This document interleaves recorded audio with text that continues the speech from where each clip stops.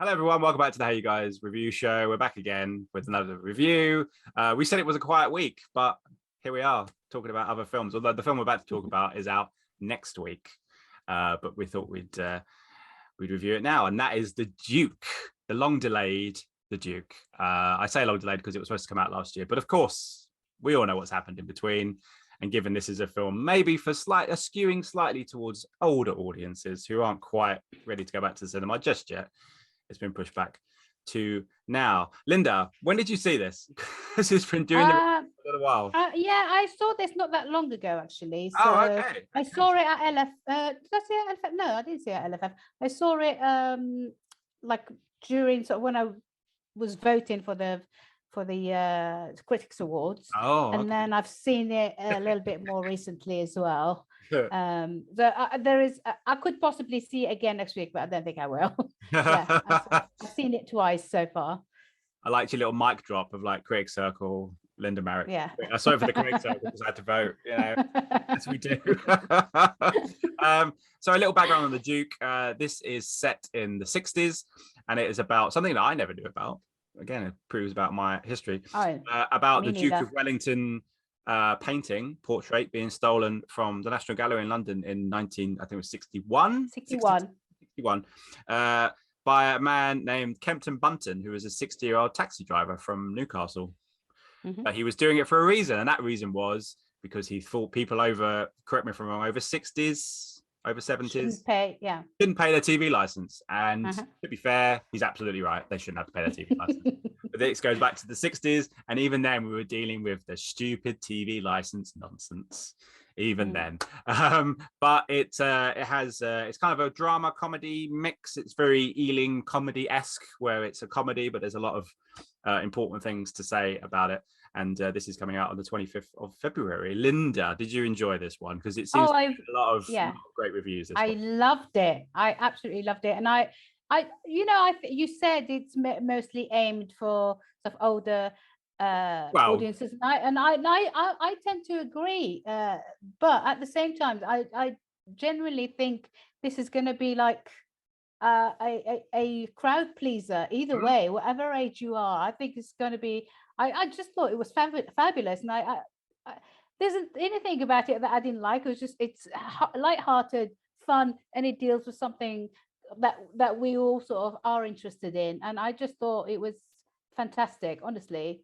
There some wonderful performances by Jim Broadbent and Dame Helen Mirren, who plays the sort of stoic, sort of long-suffering wife who has had enough of his antics, and he's basically done all of this before. It's not his first sort of rodeo. He's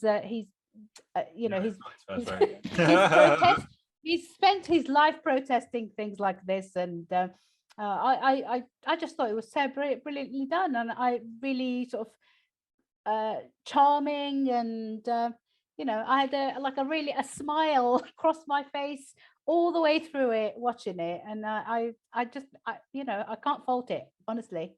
Yeah, same. I thought it was genuinely one of the most charming and funny films I've seen for a long time, just in terms of its energy, just the way it feels as a film. It feels like I say, very Ealing comedy-esque, where you put it on, or you sit and watch it, and you know straight away how charming it's going to be and how funny it's going to be, but also that there's an important message at the bottom of it, which is that, particularly with this one, that the establishment isn't always right.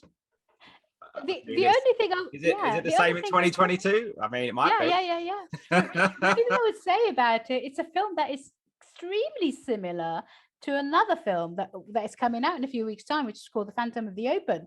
Very, very similar, very much both aimed at the same kind of demographic, both sort of two central performances, two stories based on real life events. I think I mean, it's great, but it's so bizarre that they're both coming out the same year. But I guess that's the case for loads of stuff that wasn't released during the pandemic, or sort of rushed out sort of before the end of 2022. But it was really weird. I was like, it was like a deja vu, when I was watching. I was like, oh, I've seen this story somewhere else. Have you seen The Phantom of the Open? I have. It's brilliant. Yeah. Okay. Let's review that another time. I will say I didn't prefer that more than this, but I did like Phantom of the Opera a hell of a lot more than this. But they're different films, but they are. No, I agree. Although we say before about the pandemic and everything, if you go onto the Duke and the IMDb page, it says 2020. So we're talking about it 2 years later, essentially. So, and also before I get onto the rest of the review, we interviewed some of the cast in Broadbent, Dame Helen Mirren, the writer, not the director, sorry, because he's very, very sadly passed away, but we'll touch on that in a minute. And Fionn Whitehead and a few other people that are in the film. We talked to them at the premiere, and they were so happy that they finally got their night. They've been waiting ages to have their night to premiere the film, to show it to audiences. They were so relieved that finally, despite this is going to do really well. It's a wonderful movie, genuinely. In terms of, especially over here, it's going to do fantastically well. I think it might be the film to get, for example, if and this is not to say anything about age, but like if I went to see my nan, for example, and I said to her, "Do you want to go and see this?" This might be the film that finally gets her to say, "Yes, I'm ready to go back to the cinema." Not that my nan goes back to the cinema, but I just mean generally, this might be. No, I agree. That gets a lot of older audiences that this is primarily aimed at, but it's for everybody, as Linda said. Might be the one, particularly in the UK, that the people go, "This is the one." Dame Helen Mirren, Jim Broadbent were there. Let's go and see it. So fingers crossed, this regenerates that last bit of the industry back up again. Fingers crossed. So because we thought that was going to happen with what you did with Death on the Nile, but I don't think it doesn't look like that's happened. Then Uncharted is winning. Yeah, it might have done if it had different people. But that's a different story. So the Duke is directed by, we should mention, Roger Michell, the great Michell, who directed Enduring Love, who directed Notting Hill, and many, many other things. Very, very sadly died last year. So he wasn't able, obviously, to be at the premiere, and has seen the film and has shown the film a few times because it's been doing the festival rounds for a year or so now. In Berlin, I think. But no, not in Berlin. It was at Toronto, I think, in 2020. Venice, 2021. Yeah, Venice as well.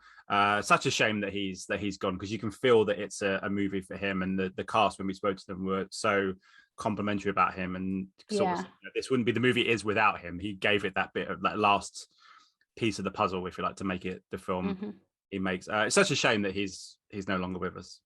Yeah, well, it's very sad, very, very sad. And he has made a lot of films, so that's it. Right. Well, let's get to the verdict. I'll let you go first. I'm going to give this one 3 stars because I do like it, but it wasn't quite, the 4-5 star thing that some people have said. However, that's not to negate its qualities, which are abundant. But yeah, a solid 3 stars for me, a high 3 stars for me.